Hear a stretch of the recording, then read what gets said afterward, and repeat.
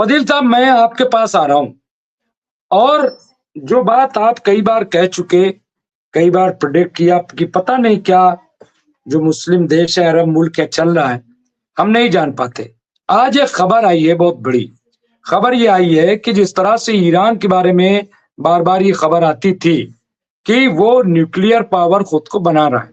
और अभी जैसा कि हमने कहा कि जो लारीजानी है, जो चीफ एडवाइजर हैं आयतुल्लाह सैयद अली खामनई साहब के, उन्होंने कहा कि अगर हमारा दुश्मन एनिमी जो है हमें 48 घंटे का वक्त देगा तो हम आज की तारीख में 24 घंटे में न्यूक्लियर पावर हो सकते हैं, ये उन्होंने कहा।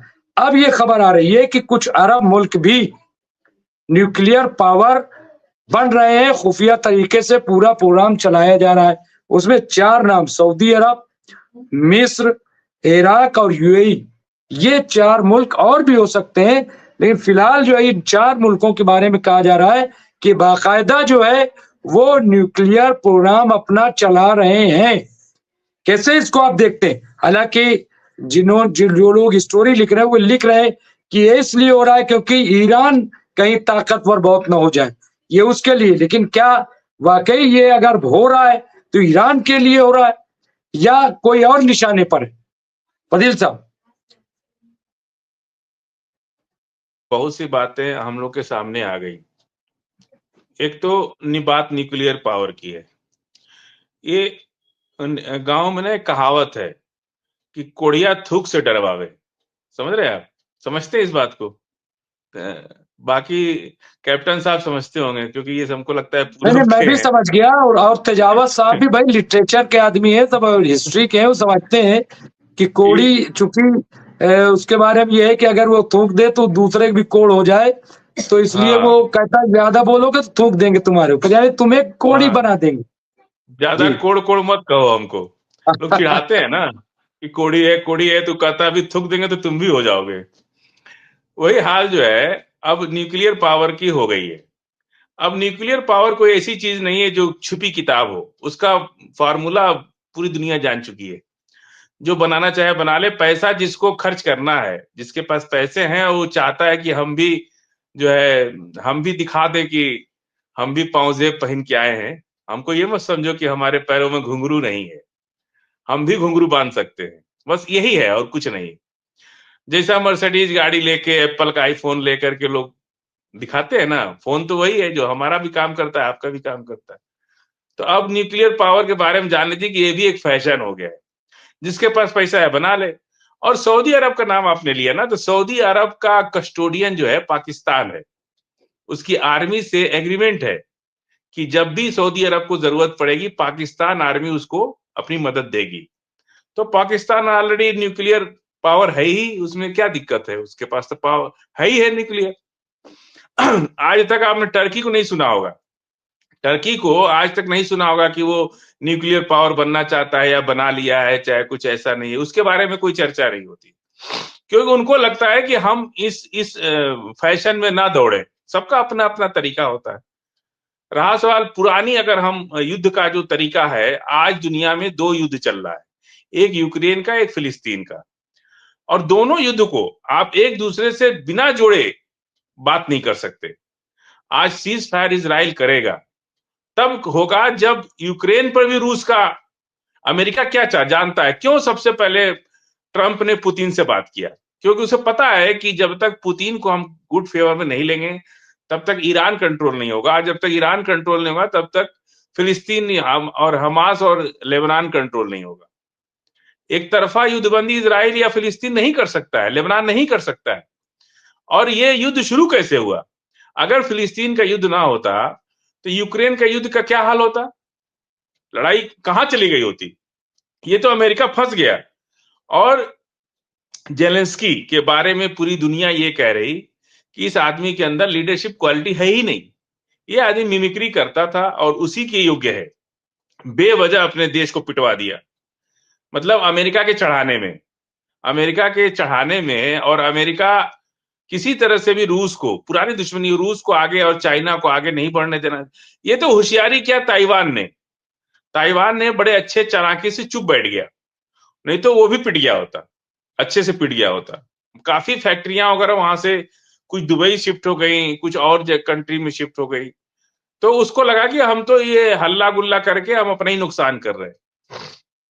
अब जो है, जब तक कि जैसे ही ट्रंप आए तो उन्होंने कहा कि यूक्रेन से कि अभी तुम अपनी ये लड़ाई को स्टॉप करो, और कह दिया पुतिन से कि हम एक बफर जोन बनाएंगे, जो आपका जीता हुआ राज्य है उसको अलग कर देंगे और यूक्रेन का बचा हुआ हिस्सा अलग कर देंगे, दोनों के बीच में एक बफर जोन बन जाएगा, उसमें दोनों को डिवाइड कर देंगे ताकि भविष्य में भी इस बात का कोई झगड़ा ना हो।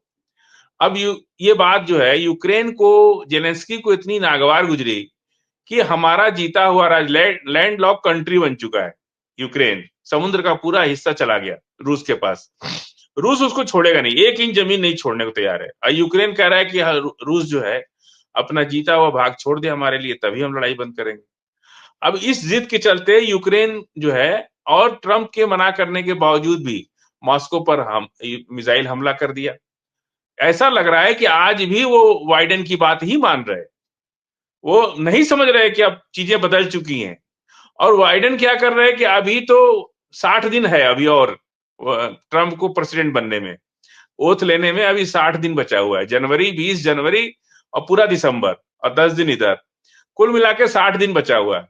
इस 60 दिन में यूक्रेन को यह लग रहा है कि बाइडेन से जितना उनका एग्रीमेंट हुआ था, सारे हथियार, गोला बारूद, लंबी लंबी खेप जो है यूक्रेन पहुंच रही है। जो उनके कमिटमेंट के हिसाब से जो बचा हुआ है, सारी खेप ये चाहते हैं कि 20-25 दिन में हम अपनी सारी खेप पहुंचा दें। और उनको लग रहा है कि अभी अमेरिका तो हमको खूब हथियार दे रहा है, ट्रंप कहां जाएंगे, उनको मानना ही पड़ेगा। लेकिन ट्रंप है बिजनेसमैन, उनको पता है कि बिना यूक्रेन के युद्ध के बगैर हम इजराइल को या फिलिस्तीन का मसला हल नहीं करा पाएंगे। जो आदमी इतने 2 साल से मदद कर रहा है, कितनी बार हमास तो मिट गया होता, ईरान भी चुप हो गया होता, हिजबुल्लाह भी मार दिया गया होता, अगर रूस की मिसाइलें और रूस का बेड़ा वहां नहीं लगा होता यूएस बेड़े के बगल में। पूरी तरह जब जब भी हसन नसरुल्लाह साहब जो है जब जिंदा थे, तो बार बार उन्होंने कई बार सुपरसोनिक मिसाइल, और आज बताएं आपसे तेल अवीव पे इतना बड़ा हमला हुआ है कि बिल्डिंगें गिर गई हैं, 7 लोग मार दिए गए हैं। आज का जो हमला है बहुत बड़ा हमला है, और कोई इंटरसेप्ट उनका काम नहीं किया। 7 लोग मारे गए हैं, बिल्डिंग गिर गई है। और नेतन्याहू शायद कोई जगह का नाम है, तेल अवीव से 5 किलोमीटर दूरी पे। ये इतना बड़ा हमला है कि आज इजराइल भी हिल गया है, और इजराइल के लोगों में दहशत हो गई है। पूरे तेल अवीव में सायरन बज रहे हैं, लोग घरों से बाहर हैं और अभी भी सड़कों पे। ये जो इतना बड़ा हमला हुआ, और अमेरिका के आज भी नेतन्याहू जो है वो जो बाइडेन के संपर्क में है, जो बाइडेन आज भी डिस्टर्ब कर रहे हैं। अभी उनको 60 दिन लग रहा है, उनको लग रहा है कि 60 दिन में तो हम कुछ कर ले जाएंगे। आज भी ना तो जेलेंस्की और ना नेतन्याहू, दोनों लोग जो है आज भी बाइडेन की बात को ही मान के, उनको ये लग रहा है कि 60 दिन में हम ये अपना गुजारा बसर कर लेंगे, निकाल लेंगे इस लड़ाई को। याद करिए आप, जीती हुई लड़ाई जेलेंस्की, अरे सॉरी, ये वो इटली का जो था पूर्व तानाशाह मुसोलिनी, मुसोलिनी कैसे एक रात में कहानी बदल गई, पूरी आर्मी लेके घुस गए। और एक बात हिटलर ने कह दी अपनी प्रेस कॉन्फ्रेंस में कि हम जनवरी के बाद, यूएसएसआर था, अभी भी यूएसएसआर है, तो हम जनवरी के बाद, क्योंकि रूस में ठंड बहुत पड़ती है और इतनी ठंड पड़ती है, तो उन्होंने कहा, जब बातें बात में देखिए ज्यादा बोलना भी खतरनाक होता है, उन्होंने कहा हिटलर ने कि हम जनवरी के बाद इसको देख लेंगे। वो कहा कि इसका मतलब कि ये ठंड से डर रहे, यूएसएसआर समझा कि ये ठंड से डर रहे, और उसने पोलैंड पर हमला कर दिया। आज जैसे ही हमला किया, आपको मैंने पढ़ा है कहीं कि उनके सैनिक जो है खड़े खड़े जम गए। रात को जब बर्फ गिरी रूस के अंदर, तो इतनी ठंडक को सहने की शक्ति नहीं थी इटली की सेना में, खड़े खड़े जम गए वो लोग, और एक रात में कहानी बदल गई। एक कर्नल की वर्दी पहन के मुसोलिनी गाड़ी में बैठ के भाग रहे थे, कोई पहचान नहीं सका। एक आदमी पहचान लिया, उसने कहा मुसोलिनी, ये घूम के देख दिए, जैसे अगर आपको लेने मुमताज भाई तो एकदम से आप तुरंत घूम जाते हैं।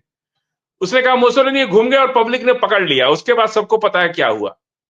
एक औरत तो लाइट पोल से टांग दिया, और उसकी एक गर्लफ्रेंड थी, उसको भी टांग दिया मार करके। और किसी को लोग पेशाब कर रहे थे, कोई थूक रहा था, उसको उतार करके, और एक औरत चूहा, मरा हुआ चूहा लेके आई नाली में से निकाल के, और उसके मुंह में ठूस दिया। कहा कि इसी मुंह से बहुत बड़ा बड़ा भाषण देता था, बहुत बोलता था ये। इस तरह की जो पब्लिक की जब नाराजगी हो जाती है ना, तो राजशाही समाप्त हो जाती है। देखिए, आर्मी अपना काम करती है, लेकिन आर्मी के पीछे जो पॉलिटिकल जो ताकत होती है, जो एडमिनिस्ट्रेशन होता है, जो हेड होता है, उसके मन मिजाज की बहुत बड़ी कीमत होती है। आर्मी अपना काम करी और ये लोग छोड़ देंगे, या इनकी इनकी ताकत कितनी है, ये नहीं ऑर्डर कर रहे कि आप करो कुछ, क्योंकि इन्हें पता है ना कि हमारे पास मरकावा टैंक कितना है, हमारे पास कितना हथियार है। और आज तक जो मरकावा टैंक को ये दुनिया में दिखा रहे थे, उसको तो हमास ने ही मार दिया ढेर सारा। अभी तो लेबनान तो शुरू नहीं हुआ था, शुरू में तो हमास ने ही मार दिया सारा टैंक इनका, पूरी ताकत उखाड़ दिया इनकी, इजराइल की। और ये लोग जो मिडिल ईस्ट को जो समझ रहे थे कि ये मुसलमान हैं और इनके पास कोई आर्मी नहीं है, कोई ताकत नहीं है, इनको दबाते जाओ दबाते जाओ दबाते जाओ। सद्दाम हुसैन साहब को मार दिया, यासिर अराफात से याद कीजिए आप, उनको वो कोई ताकत नहीं थी, वो फिर भी आवाज उठाए, और उनको भी अमेरिका ने मारा, प्लेन क्रैश में मारे गए, हेलीकॉप्टर दुर्घटना में। तो लगातार जो ये विरोध है ना, ये जो अंदर से जो आवाज निकल रही है मिडिल ईस्ट के लोगों की, ये सताए और दबाए हुए की आवाज है, जो लगातार 40 साल से दबाए जा रहे हैं। और सिर्फ यही नहीं, इनके बहाने, यूक्रेन के बहाने, फिलिस्तीन के बहाने, दुनिया के जो नेटो देश है, दुनिया के जो ईसाई देश हैं, और जो भी हैं, इनके साथ अपनी जीडीपी का 1% देने के बाद भी वो संतुष्ट नहीं है। वो अमेरिका से खौफ में है कि ये सारा पैसा हम लोग का ले रहे हैं, किस बात के लिए ले रहे हैं भाई। मैक्रोन बोल रहे हैं, बाकी लोग बोल नहीं रहे, लेकिन सब मैक्रोन की बहा में हाँ मिला। ये जो कमजोर देश है, ये सारे लोगों को मौका मिल गया कि इस बार अमेरिका को कहा जाए, दबाव बनाया जाए। नहीं तो 32 कंट्री है ना, उस दिन कैप्टन साहब, शायद हमको तो 22 मालूम था, लेकिन कैप्टन साहब ने कहा कि 32 है, तो मैं 32 ही मानता हूं। 32 में 8 देशों ने फिलिस्तीन के खिलाफ अमेरिका के साथ जाके यूएन में वोट किया, बाकी सबने तो फिलिस्तीन को अलग राष्ट्र बनाने का वोट किया।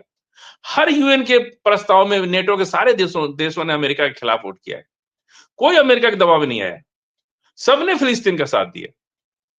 तो ये क्या मैसेज जा रहा है कि इसका मतलब कि कहीं ना कहीं अंदर जो है गर्मी आ गई है। सभी नेटो के देश जो है, इनके चीजों, परिवार में भी जो मुखिया से कभी कभी परिवार के लोग असंतुष्ट होते हैं और घर में बंटवारा शुरू हो जाता है, वही हाल नेटो का है। ये लोग भी पिछले 30-40 साल से पैसा दे दे के अमेरिका सुपर पावर बनता रहा। किसके पैसे से? अपने पैसे से नहीं बन रहा है, वो 32 देशों के पैसे से बन रहा है। सभी लोग अपनी अभी ट्रंप ने ये कहा कि अपनी जीडीपी का 2% देना पड़ेगा। ये तो और खतरनाक बात लोगों को लग रही है कि साहब हम तो किसी से लड़ नहीं रहे। नेटो के किसी देश का किसी से कोई क्लेश नहीं है, कोई किसी से नहीं लड़ रहा है। लड़ कौन रहा है? भारत पाकिस्तान लड़ रहा है, बांग्लादेश लड़ रहा है, चाइना लड़ रहा है, रूस लड़ रहा है, यूक्रेन लड़ रहा है, फिलिस्तीन लड़ रहा है। लेकिन 32 देश ये कौन सा खाना खा रहे हैं जो एक दूसरे से नहीं लड़ रहे? किसी का किसी, और सब उसमें 3 सुपर पावर, और सभी की इकोनॉमी बहुत अच्छी, फिर भी एक दूसरे से कोई नहीं लड़ रहा। देखा आपने, कभी सुना है आपने पिछले 50-100 साल के अंदर की कोई जो है आपस में लड़ा हो? नेटो देश सब मिडिल ईस्ट के देश ही लड़ रहे हैं, आपस में एक दूसरे से लड़ रहे, लड़ा रहे, सब कुछ यही चल रहा है। क्योंकि इनके पास नेचुरल रिसोर्सेज है, रूस के पास नेचुरल रिसोर्सेज है, गैस है, उसके पास तेल है, इसलिए उस पर हमले किए जा रहे हैं। अगर आप खानदानी धनवान हैं, तो गांव के जो लफंगे होते हैं आपके पीछे नहीं पड़ जाते हैं, आपसे फिरौती नहीं मांगने लगते हैं, आपको दबाने नहीं लगते हैं। ठीक वही हाल दुनिया में हो गया है।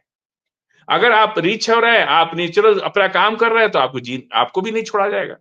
आपसे भी कहा जाएगा कि 2-4 आतंकवाद की घटना करा दी जाएगी, 2-4 बम फोड़वा दिया जाएगा, और कहा जाएगा कि तुम्हारे देश में आतंकवाद आ गया, अब तुम मेरा हथियार खरीदो। ये सब पॉलिसी चल रही है। जी मुमताज भाई। और नहीं, हम जो बात कर रहे थे कि क्या ये एक मिडिल ईस्ट में बड़ा चेंज है अगर न्यूक्लियर पावर। देखिए, ये कहने वाली बात है कि साहब अब तो कोई नहीं, लेकिन अगर खुफिया तरीके से ये इसका बनना, क्योंकि ईरान पे सैंक्शन लगी थी, पाबंदी लगी थी। अब क्या यूएई पे पाबंदी लगेगी जहाँ इतना पैसा है? क्या, ये बड़ा सवाल है। क्या जो है वो सऊदी अरब पे पाबंदी अमेरिका लगाएगा या यूरोपीय कंट्री लगाएंगे? मैं इसलिए ये सवाल मैं कर रहा था, मेरा जो मकसद है। और देखिए, अगर ये न्यूक्लियर पावर होते हैं तो फिर नक्शा ही बदल जाएगा। ऐसा नहीं कि इसका कोई असर नहीं है। जो प्रेशर आज आज जिस तरह से ईरान जो है वो प्रेशर में नहीं आ रहा है, किसी के प्रेशर में नहीं आ रहा है। और उसकी वजह उसने कहा ना कि अगर दुश्मन 48 घंटे का टाइम देगा तो हम 24 घंटे में बना लेंगे। यानी जवाब देने के लिए रूस क्या कर रहा है? रूस ने कहा कि था हमने प्लान चेंज कर दिया, अब तो हमला कर देंगे। तो वही बात तो ईरान भी कह रहा है, भाई 24 घंटा। तो ये जो है इसके बारे में मैं मैं कैप्टन साहब से ही जो बात मैं कर रहा था कैप्टन साहब, एक सवाल था, हालांकि 2-3 मैं अपडेट्स 2 हैं। मिनट में रिजवी भाई, मुमताज भाई 2 मिनट में इसको हम ब्रीफ कर दे। कभी यूएई पर सैंक्शन नहीं लग सकता और ना यूएई इस तरह के प्रोपेगेंडा में जाएगा, क्योंकि वो नेचुरल तेल का कंट्री नहीं है यूएई। यूएई एक बिजनेस कंट्री है। भारत पे भी सैंक्शन लगा था, तो भारत की इकोनॉमी तो बहुत ज्यादा डिस्टर्ब नहीं हुई। ईरान होता क्या है, आप हमारे पे सैंक्शन लगा देंगे ना, हम यूएई से अपना काम कर लेंगे। यहां से माल जाता है यूएई, यूएई से दुनिया के देशों में चला जाता है। ईरान कैसे डेवलप कर गया? ईरान का सारा माल पहले आता था यूएई में, यूएई में उसका लेवल चेंज हो जाता है, वही माल यूएई से यूएई दूसरे देशों में चला जाता है। कोई सैंक्शन लगाते रहो, सैंक्शन ईरान पे सैंक्शन है ना, यूएई पे सैंक्शन तो नहीं है ना। तो कोई भी माल, यूएई क्यों आगे बढ़ गया, इतना अमीर कैसे हो गया? पिछले 25-30 साल के अंदर दुनिया की सबसे बड़ी इकोनॉमी यूएई की हो गई, जिसके पास नेचुरल रिसोर्सेस के नाम पर कुछ भी नहीं है। वो तेल और नहीं है उसके पास, केवल टैक्स के पैसे से, पेनाल्टी के पैसे से और इन व्यापार के टैक्सेस के पैसे से वो इतना आगे बढ़ गया। उसकी दो क्वालिटी है, एक तो उसका लॉ एंड ऑर्डर बहुत अच्छा है, दूसरी सर्विसेज बहुत अच्छी है। आप कोई भी काम कीजिए यूएई में, आपको कमिटमेंट का तो गारंटी है, वहां पे गवर्नमेंट देती है। यानी आप किसी बैंक का पैसा नहीं लूट सकते, आप कोई क्राइम नहीं कर सकते, आप किसी का पैसा नहीं हड़प कर सकते। कंपनी जो लॉ बना दी, उस लॉ को बादशाह भी मानता है और पब्लिक भी मानती है। इतना कमिटमेंट का कंट्री कोई नहीं दुनिया में जितना यूएई है। इसलिए उसमें आज चाहे ईरान पे सैंक्शन लगा लो, चाहे भारत पे सैंक्शन लगा दो, यूएई की तरह दुनिया में बहुत सा सामान, पाकिस्तान से भारत में अच्छे संबंध नहीं है, लेकिन पाकिस्तान का सामान भारत में, कपड़े बड़े फेमस हो गए। लोग कराची का सूट खोज रहे, पाकिस्तानी सूट यहाँ के सभी लोग पहन रहे, हिंदू मुसलमान सिख ईसाई सब पहन रहे। फ्रूट्स आ रहे हैं वहां से, फल आ रहा है वहां से, मार्बल आ रहा है वहां से, काला नमक आ रहा है, सब दुबई के थ्रू आ रहा है। कोई भी अटारी बॉर्डर से नहीं आ रहा है, सब दुबई के थ्रू आ रहा है। दुबई के थ्रू जा रहा है। दुबई ऐसा नहीं, भारत से भी बहुत सामान पाकिस्तान में जाता है, लेकिन वो दुबई के थ्रू आता जाता है। इसी तरह से ईरान का सारा सामान पहले यूएई आता है, वहां पे पोर्ट में उसको जहां भेजना है भेज दिया जाता है। ये यूएई पे कभी भी, और अमेरिका को भी पता है ये बात, वो भी कह रहा है कि ठीक है ऊपर से सैंक्शन लगा लो। यूएई पे अगर सैंक्शन लगा देना तो सबका सैंक्शन ठीक हो जाएगा। लेकिन यूएई पर, इसीलिए यूएई जो है लिबरल रहता है, वो इजराइल से भी बात कर लेता है, अरब से भी बात कर लेता है, ईरान से भी बात कर लेता है, और वो कभी भी न्यूक्लियर पावर के चक्कर में नहीं पड़ता, क्योंकि इतना छोटा कंट्री है कि वो न्यूक्लियर क्या होते है, 10 मिसाइल मार दो तो यूएई खत्म हो जाएगा। न्यूक्लियर की तो जरूरत ही नहीं है वहां पे। यूएई को 10 सुपरसोनिक मिसाइल मार देना तो पूरा देश से समाप्त हो जाएगा। उसको परमाणु बम के चक्कर में फंसना नहीं, होशियार वही होता है। अब बहुत से लोग तो हमारे उत्तर प्रदेश में इटावा उटावा साइड में हमने देखा है कि लोग घर जमीन गहना बेच के बंदूक खरीद लेते हैं, जबकि वो साइकिल पर बंदूक टांग के चल रहे हैं, मारने वाला मार के कब निकल जाएगा पता भी नहीं चलेगा। लेकिन फैशन की दौड़ में घर का जेवर बेच दिए, फैशन के दौड़ में। जो होशियार होता है वो नहीं फैशन के दौड़ में रहता है, चुपचाप रहता है। यूएई बिजनेस माइंडेड है, वो चुपचाप रहता है, इसलिए उसको सबका सैंक्शन जो है सबको पता है। यूएई के थ्रू ईरान भी आगे चला गया, भारत भी आगे चला गया। दुनिया में कहीं से कोई सामान लेन देन नहीं होता है तो यूएई के थ्रू आ जाता है। जी मुमताज।